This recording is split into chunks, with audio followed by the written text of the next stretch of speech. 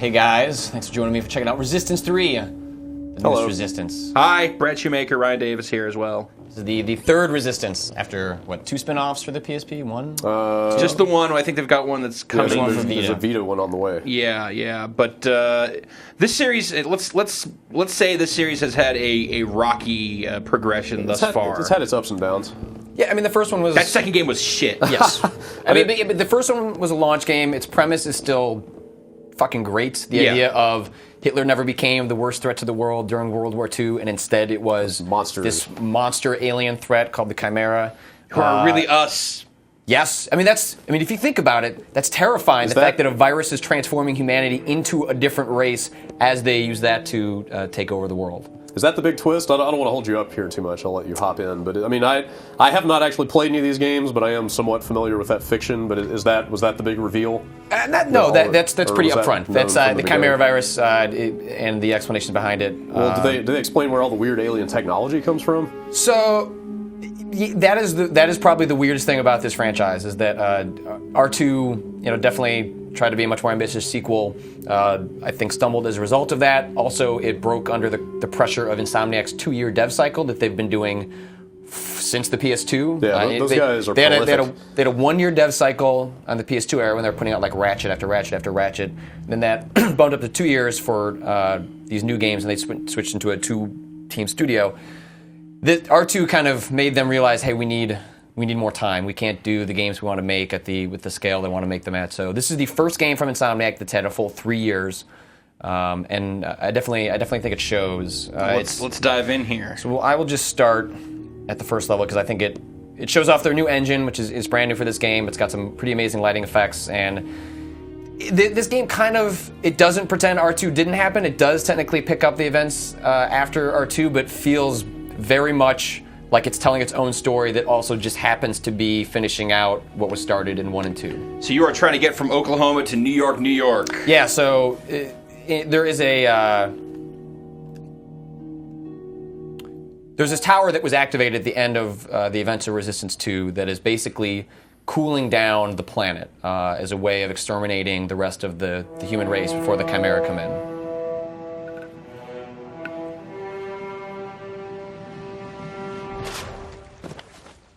Look at these motion comic-y dudes. I had no choice. He was becoming one of them.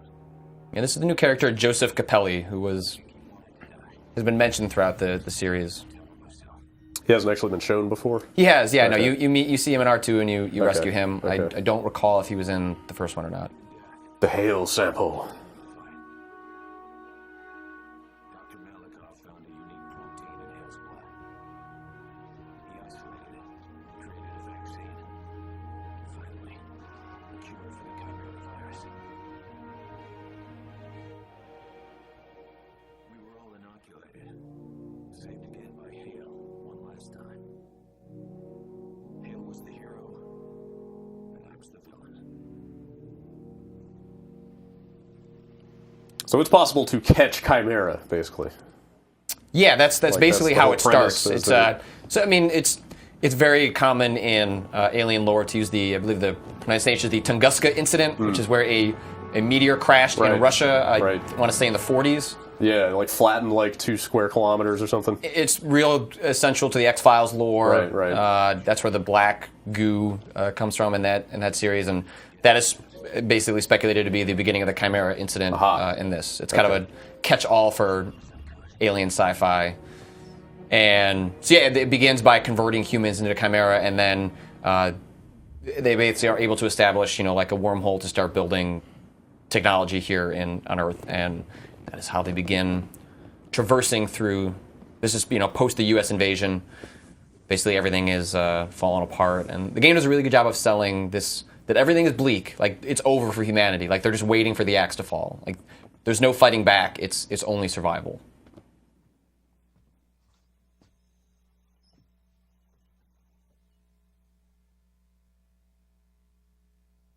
Joe. Hey, Joe. Hey, sorry to wake you. Did you have a good sleep? Dale said he's got your bullseye ready at the range. Thanks for staying up with Jack last night. Oh, I didn't think he'd ever get to sleep. Maybe he had another fever. Or maybe he just wanted to spend more time with his daddy. Patrick, any idea where we are, where we're at in the timeline as far as kind of... I think we're late 50s. Okay. Yeah, did they say 57? I think so, yeah. Okay, yeah. And this has been going on since basically World War II. Yeah, around that time frame, that's where this starts. So this is sort of this makeshift town that people have created that's basically underneath a real town because it's not safe to be above ground as the Chimera and Death Squads go through town to town, squashing out the last bits of resistance. At the end of Resistance 2, you blow up this station in Mexico that sort of basically forces the Chimeran army to make their plans start happening a lot faster than they anticipated. They were kind of do a slow invasion of Earth, but now they're basically just here to squat everyone out. But I mean, it's a much better looking game. Like this looks really good. The lighting is just incredible. It is the lighting, yeah. That's really.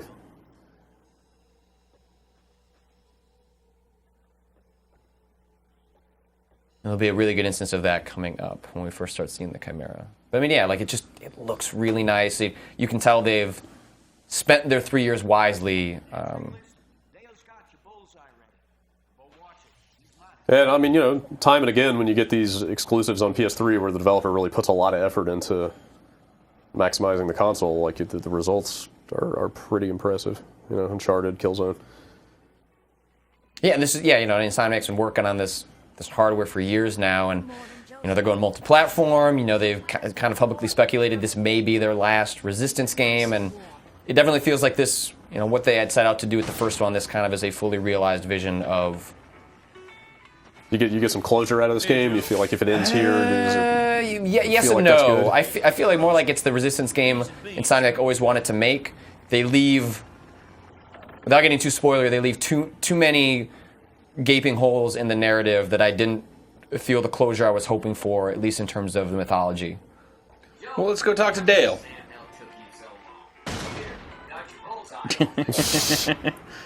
Here, I got your advanced future weapon.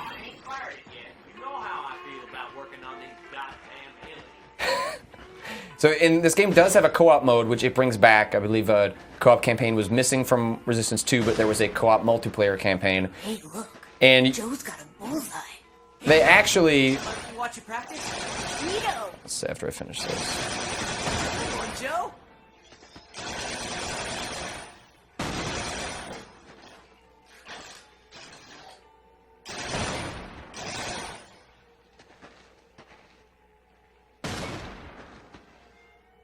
Don't invert your controls. Pop told me it's a lot more accurate. I'm not when an you use asshole, the Ryan. sights. Try zooming in on it. That was cool. When you tag somebody, all your shots hit them, even if you're not hitting it. And yet, I don't know if you just noticed right there the little kid pointing out how I use the alt-fire functionality. This game has a lot of very, I don't know if this was a term, of Valvean, some nods from, basically how Valve tends to teach players, which is not just putting up text on the screen, but sort of hinting, hey, this is what you should do with this. And the game has a number of instances where it doesn't directly tell you something. Yeah, okay. Let me see that bullseye one more time. Yeah, the weapon wheel returns in this game. You have access to all your weapons at all times. That was one of the most divisive decisions in R2 was to make it more Halo-esque, where you only have 2 weapons at once. Now you have everything. It's really overwhelming in the best way possible. Yeah, I mean, Insomniac games have kind of always been about the crazy weapons, right? So yes, taking a lot of those away is kind of missing the point. Now watch close. Joe used to be a sentinel. He knows. Show her how to detonate the rounds. Ah! That looks dangerous. That's kind of the point, Ma. I just got some EMP grenades from a group in Fort Gibson. Why don't you give them a try? They say those EMPs will work on most Chimeran shields, like the ones those steelheads use. Looks like you're good to go. Just remember, You guys are burning an awful lot of ammo down here. It's your shooting range. but as I was saying, there's co-op in this game, and you play Joseph Capelli, but the game brands the other character as John, maybe John Capelli. It's not entirely sure. It's not figured into the narrative, but as far as I can tell, having played a couple missions, when you come to this tutorial, it's the only time the game breaks like the reality distortion field and acknowledges there is a character named John. No one at no other point in the game does anyone refer to a John, but when you come to the shooting range, it says, "Hey Joe, John," and at that point it just pretends that the character doesn't exist. I thought that was kind of funny.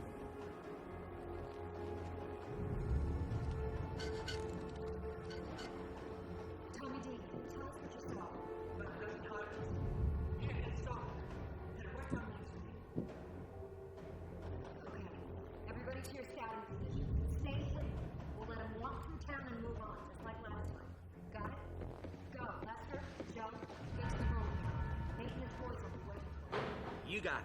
Come on, Joe. This way.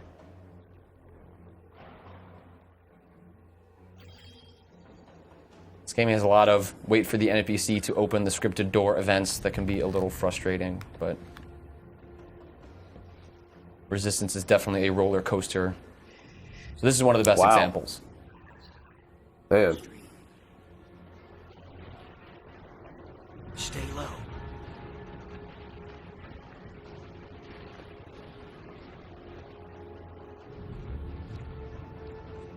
That is some nice lighting. They go along. They spend a lot of time. It's more. They dump a lot of it into this first mission, but it is definitely clear throughout the entire game. They use the lighting to really sell the sense of just you are fucked. Like everything is hopeless.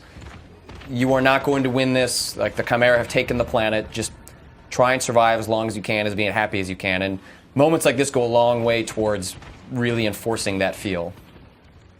It's like this is what these people have been reduced to. Yes, you're sneaking around through tunnels. Humanity has become intelligent cockroaches. Yeah. Like you are just scurrying through what's left in the hopes of just eking out some wretched existence. Yep. But it's just like they have this amazing new lighting engine, but they put it to such good use. And it doesn't feel like they're shoving it down your throat. Yeah, either. it doesn't seem like it's just the engine enabling this to look so good. You know? It's not just hey, look at this, we got some new shaders or whatever. Yeah, like you need to exercise some taste in how you use it.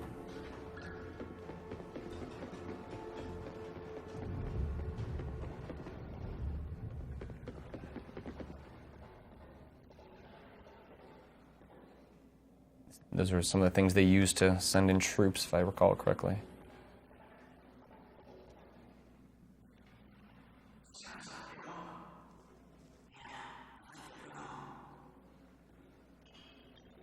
I bet he's wrong. I bet they're not gone. You guys are so cynical. Oh God. I was not expecting him to still be there in that fashion, though. Hybrids! Spread out! Hold them behind the trench! Got the one on the right! Man, it's almost like they made a whole different game in the last 3 or 4 months. Like we saw this game, several times before it came out, and I have no recollection of it looking this good. Seems like they've put a lot of polish into it. Yeah, it just you can see the 3 years. Yeah. Like you can see the extra time, even just the small stuff like the things floating around the environment. Yeah, better sense of environment. There was something kind of, Resistance 2 was very stale. There was a square-edged... oh, God. Well, that's no good. Kind of flat feeling to Resistance 2. Like there was an attempt to make the lighting really interesting. Oh, so that's another thing. Health packs are back. The first game had health packs to a hardcore degree. They got rid of that in R2 as a process of trying to streamline the game design, and people were pissed. So they've gone right back to that.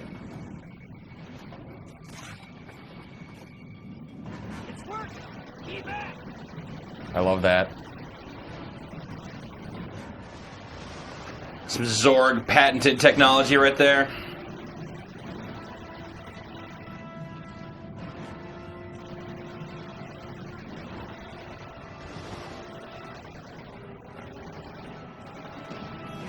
How do they manage their use or your use of stuff like that? Is that like you're burning double the ammo when you're using the heat seeking, or no? It's just a little dot next to my ammo count in the bottom right-hand corner. Yeah.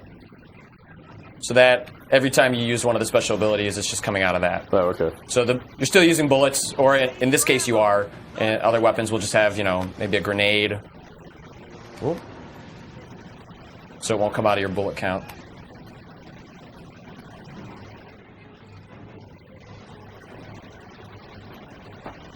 Come on, you bastard.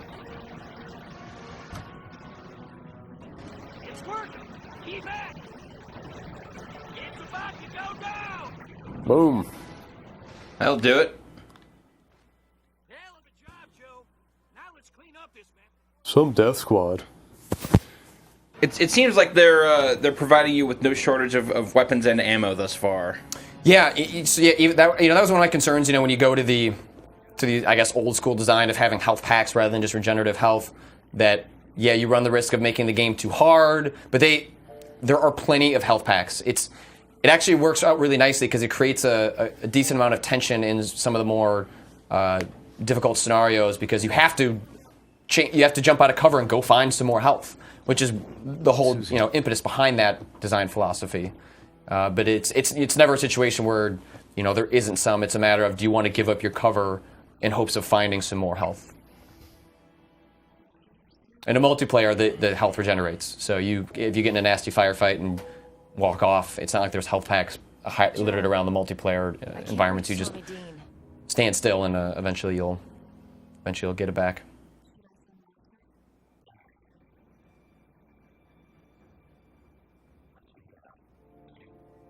Pretty good solid campaign length in this. Yeah, about what you expect, depending on how fast you rush through, between 7 to 10 hours. Yeah. It's about the same length, maybe a little bit shorter than some of the other Resistance games, but Sounds about right. It's pretty much on par. Not too much longer, not too much shorter. And do we want to jump ahead show some environments other than Oklahoma here? Can we do that? yeah, let me just walk through this one environment quick. Okay. This is one of the cool. So, Ugh. yeah. So Bad business going on down here. Where is it? This is basically, the sick bay. They're working with the Chimera. I don't know, there's a note around here somewhere that explains the Chimera virus, the stages of having to deal with it. But in short, if the infection is caught quickly, then you can chop off an arm, and then there are other alternative measures, and that's a situation where they are going to extreme measures to try and keep people safe, because they don't have enough of the Hale gene to go around in order to cure all of humanity. Make you immune. Yeah. How do you catch the Chimera? Is it like an airborne thing? Somebody sneezes near you? I don't think it's as simple that I don't know. I'm not sure. Like you said, it is a super interesting premise for it's a really interesting like premise it's not, that unfortunately I feel so far like I've had to go to Wikipedia to sort of like fill out the gaps, and also I haven't done. There's been a bunch of alternate reality games that fill in a lot of the narrative holes. So one of the big problems I had with Resistance 2 was that the story it told was all within these side collectibles, and if you wanted to know what was actually going on, you had to find all these achievement or trophy related collectibles that were splintered around. Let's see if we can. They do a little bit of that. Here, we can show. Just say a little set piecing here. Yeah. So the Widowmakers are some of the most terrifying creatures. They're basically just giant-ass spider monsters. And so one of the things you encounter a lot in Resistance 3 is that because the Chimera have become so prevalent over the Earth, that there are now feral Chimera. So they're ones that aren't under the control of the Chimeran army. They have basically just become wild creatures that have their own habits, variants, and you'll come across a number of set pieces where you will fight along with the Chimeran army against feral Chimera, and it makes for some really fun and interesting scenarios. It seems like the issue, a little Ollie Moss there in the corner. It seems like the issue with the fiction hasn't been the strength of the fiction; it's been delivery. Yes, there is a really interesting premise, and when I'm finding oh god, ouch, and when you're finding the different tidbits that are explaining the story, I'm like, oh, that's really cool. I wish they had found a way to say that in the game rather than forcing me to. And the problem with it is that there'll be multiple moments where the game is instructing you through the loud music and the pacing to keep going, but you know you need to stop and look around to try and find whatever else. So now I have a bunch of new weapons. And this shows off a little bit of the upgrade system. So one of my favorite things in any action game is if it rewards you for using the weapons rather than arbitrarily like buying upgrades or coming across upgrades. So your weapons get better and more useful the more you use them. This is one of my favorite parts of the Ratchet and Clank games, so that you're kind of encouraged through the sort of the completionist gland of a gamer that if you haven't upgraded this weapon, even though you don't like it, you kind of want to use it to upgrade it and to see what happens. So there's definitely a lot of that happening.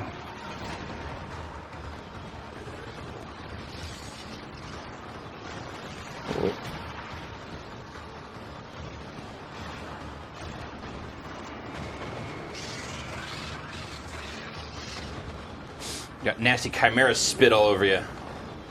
It's not good. But I'm immune. Oh. But I can die.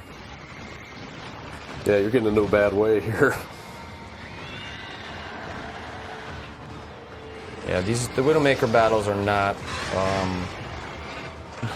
not a cakewalk, and you fight them a couple of times. Let's see this. Oh god. So I can show off this weapon, which is pretty cool. Wow.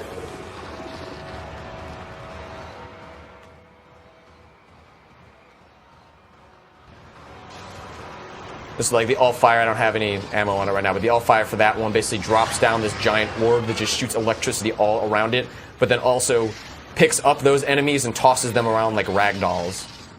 So there's a lot of options you have, like the auger hat puts up a shield. The game, the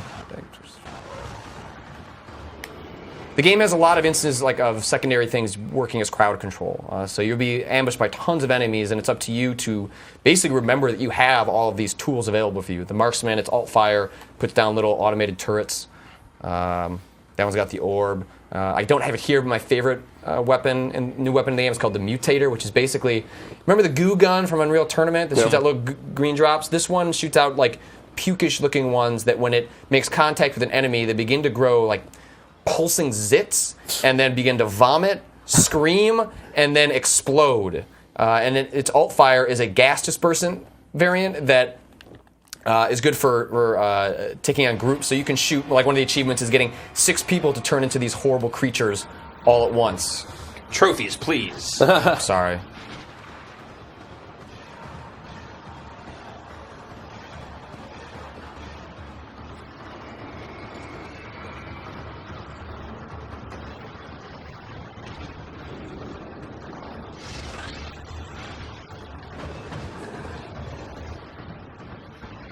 Try and get him to another form.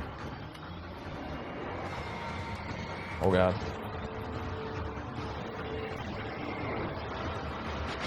I don't have much luck here.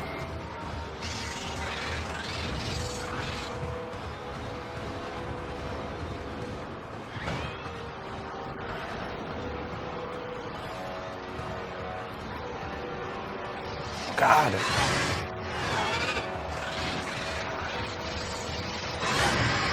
Are there always more health packs to be found, or I mean, can you just get in the situation where you've used them all? No, yeah, you can definitely get in a situation where you've used them all. That's probably going to be me in a moment here.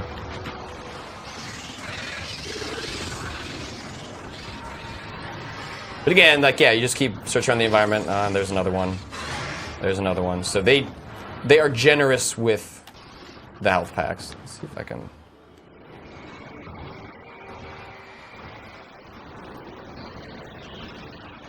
Oh yeah, that did it. A little more luck with that one. That was better. So have these zip lines. Oh, I'm gonna run right into them. Oh.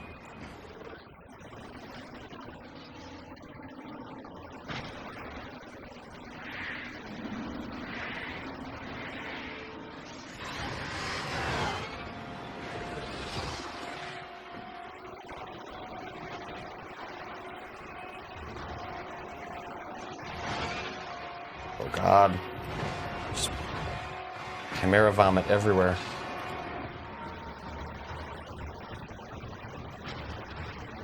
Oh. Run, bitch, run for your life.